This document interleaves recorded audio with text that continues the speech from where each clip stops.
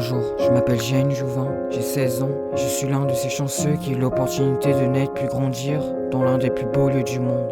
Épicure vous dira qu'on n'a qu'une vie, une vie ou sans vie, quelle différence, c'est celle-là que je choisirai.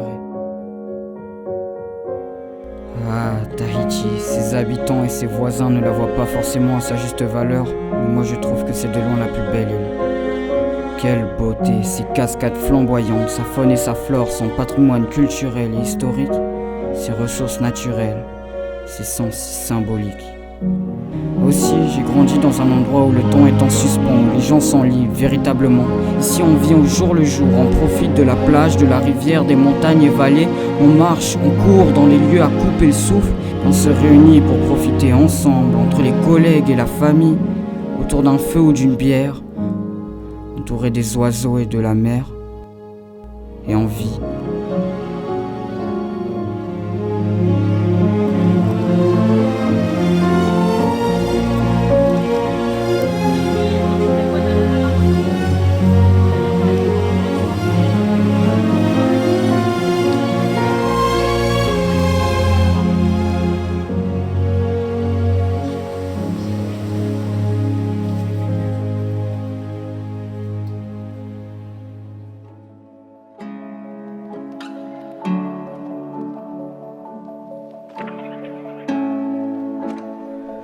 Je m'appelle Tuelo Stanley, j'ai 46 ans. J'ai commencé le skate un peu par hasard à l'âge de 8 ans. De fil des années, j'ai plus quitté. On a créé des clubs, on a fait des championnats.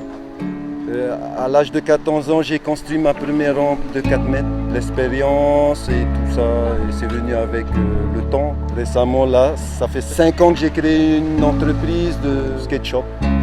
Là, depuis 2017, je me bats pour la reconstruction de ce skatepark. Je supervise les travaux, je fais les plans, j'aide l'IJSPF un peu. Voilà, on met tout en œuvre pour avoir un skatepark, je dirais, au nord. Lorsque j'étais ado, tu vois, en fait, depuis des années, on avait une étiquette dans le dos. Et on nous prenait, dès que tu disais t'es un skateur, ça y est, on est des délinquants, tu vois, on avait ce genre d'étiquette. Moi, je veux qu'on efface ça, parce que vous n'êtes pas des délinquants. Il suffit qu'il y a un qui fume quoi que ce soit, c'est tout le monde qui est dans le groupe, tu vois, ça me fait mal un peu. Moi je me bats pour tout ça, la drogue, l'alcool, la cigarette, au sein du skatepark. Beaucoup de projets d'aménagement, de créer un championnat. J'ai envie de me battre pour avoir un skatepark dans toutes les communes, par exemple. Me battre pour avoir une toiture peut-être, mais voilà. Parce que pour moi, nous les riders, on se sent oubliés. C'est vrai que la ville est interdite pour nous. D'où la création de ce skatepark en 1998, ça fait 23 ans qu'elle existe.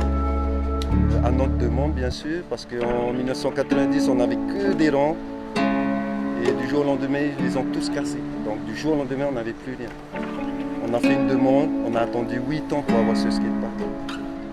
Donc voilà un peu les problématiques ici, c'est un peu tout est en lenteur, tout est lent.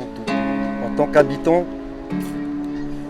qu'habitant de cette île, le plus gros problème, c'est la vie chère. Tu ne peux pas vivre avec un SMIC ici, la vie est trop chère. Beaucoup de gens me le disent, beaucoup d'étrangers quand ils viennent, qui me connaissent, et ils me disent la vie est trop chère ici, trop chère. Même pour nous qui habitons d'ici, c'est un peu cher. Avec le SMIC, on a 150 000 le SMIC, tu peux rien faire.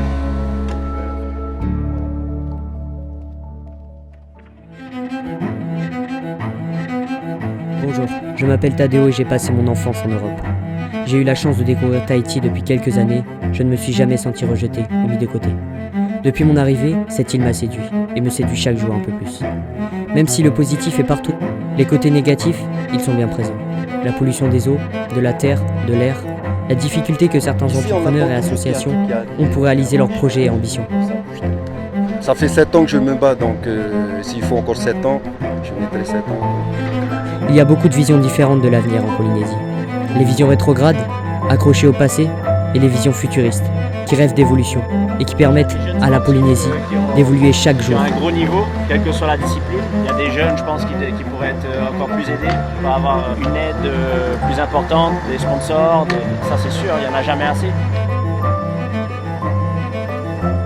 Pour moi, la Polynésie a encore beaucoup à apprendre du monde. Pour résoudre ses problèmes, faire changer les mentalités, ce message s'adresse à tous, adultes, jeunes, enfants et futures générations. Arrêtons de craindre le futur et focalisons-nous ensemble sur le présent pour construire l'avenir de notre Fénois.